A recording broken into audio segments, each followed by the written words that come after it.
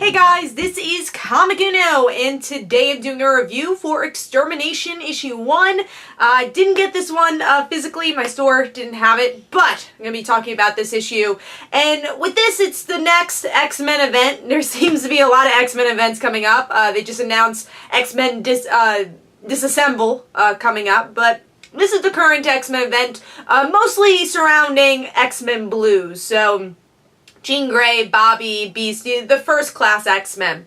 But what's something I really liked about this story is actually it does feel more connected to the other titles, and that's something that's been missing for me with the X-Men, is feeling a connection. Everyone feels so separate. So it was nice to see Kitty and Rachel and Jean and even Cable in this issue. So I thought this was a very solid issue. What happens is that our first-class X-Men find these mutants, and Bobby is kidnapped by a mysterious person, and they find out that the Hounds are back, and obviously Rachel's really scared about this, saying, hey, I thought he was dead, the person who's the head of the Hounds. So we have this time-traveling aspect for sure, because the first-class X-Men are from the past, and we also get to see characters like Cable, and two big deaths in this issue, and one being Bloodstrike, which has been a character in X-Men Blue, but I dropped X-Men Blue a while ago, so I didn't really feel much for that character death. But the one I felt for, and I think is really going to motivate this event, is Cable.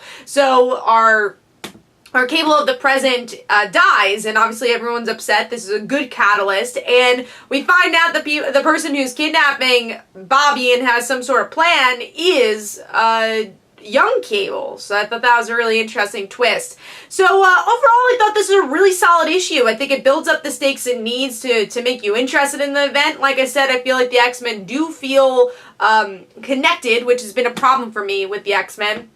I will say there's some parts that feel a little rushed to me because they are trying to fit a lot of information in this first issue, but I'd rather have a lot going on, a lot of good stuff going on, than nothing happening in a first issue. But also want to say artwork's really solid here. Love the artwork. Reminds me of Stuart Amenanon.